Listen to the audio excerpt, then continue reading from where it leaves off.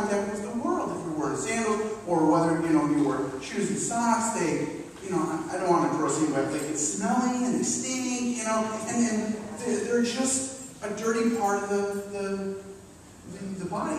And so much so, it's extremely offensive to show the bottom of your foot in the Middle East culture.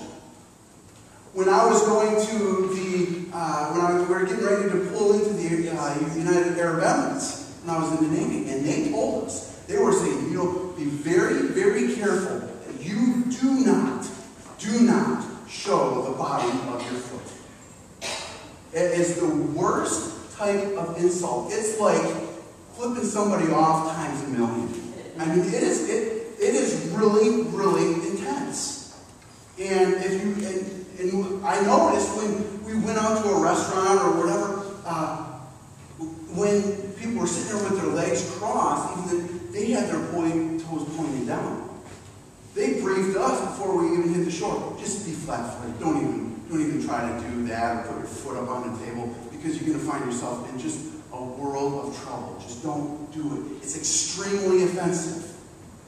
And so, a couple years ago, you remember when President Bush was having that briefing, and that guy threw a shoe at him, and then he threw another shoe? It was the worst type of insult. That's why that guy went to jail.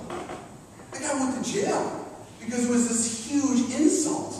Because feet are just, in a lot of cultures, including this, they are the dirtiest part of the body. That's why washing feet was just really not for the Jews to do. They got somebody else to do it, a non-Jew to do it. But if you read this account, did you notice whose feet Jesus washed? He washed Judas's feet.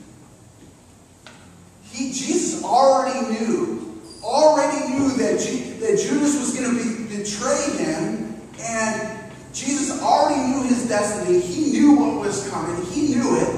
He knew that Judas was his betrayer, and Jesus still washed Judas's feet. There's a lesson right there for us. That's a huge lesson. That we are to serve, and to wash everybody's feet, not just the people that, that make us feel comfortable and feel good. No, he washed Judas's feet. Judas is the one that betrayed him. He was gonna be hanging on a cross because of Judas. So we are to serve. And we're to serve because, if you're following along, you notice there's three things that we can unpack from this passage that we are to serve. We're to serve because Jesus modeled it. Jesus modeled it. In verses 3 through 5, Jesus said he knew his destiny. He knew exactly what was going to happen in the next 24 hours. He knew where he was going. He knew his identity. He knew everything. But yet he still humbled himself to minister to the disciples in this way. He showed what true servanthood is really about. When he knows his identity, that he's from God, he's going back to God. His mission is coming to walk on this earth at this time. His first advent was, the mission of that was going to be complete, and he was going to be hanging on the cross. He showed in the middle of all that what true servanthood is really about. And he laid aside his dignity. He didn't lay aside his dignity. He knew his identity, and he put that, and he said, you know what?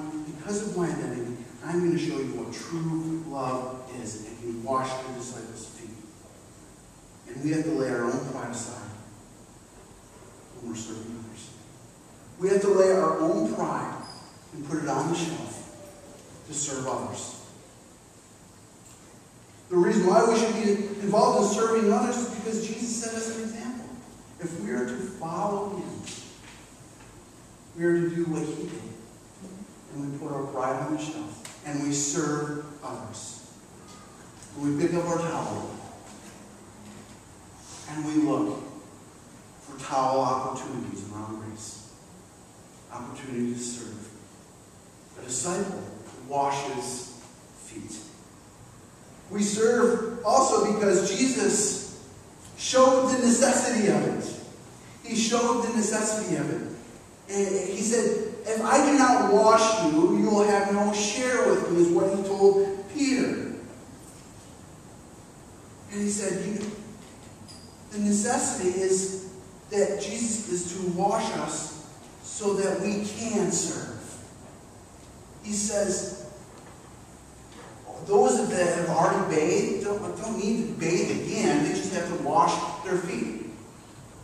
If you've received Jesus, you don't have to continue to receive Jesus over and over and over and over again. The gospel says you don't need to do that. But we have sin in our lives. As we walk in this world, there will be dirt on our feet.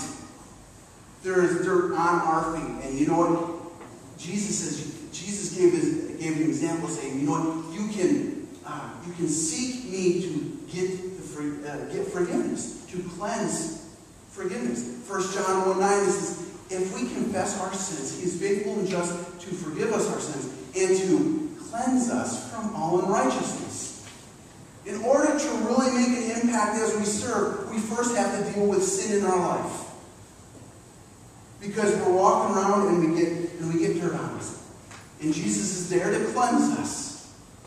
We serve because Jesus showed the necessity to serve, but we have to seek that forgiveness. And this is the external washing is a picture of the spiritual cleansing that Jesus is doing and Peter's life. Did you grab that? I challenge you to go back and read it again. And it takes a couple times to grab that in this passage. But Jesus cleansed the feet. And he says, you don't need to bathe again. I just have to cleanse what's dirty. And when we have sin in our life, guess what? That's dirt in our life. And Jesus can cleanse that. If we really want to make an impact of our serving, we have to deal with that sin.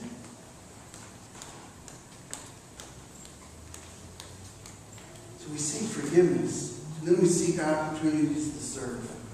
You know, and forgiveness is, I want to be very clear on this, because we can seek forgiveness. So, okay, God, forgive me of whatever.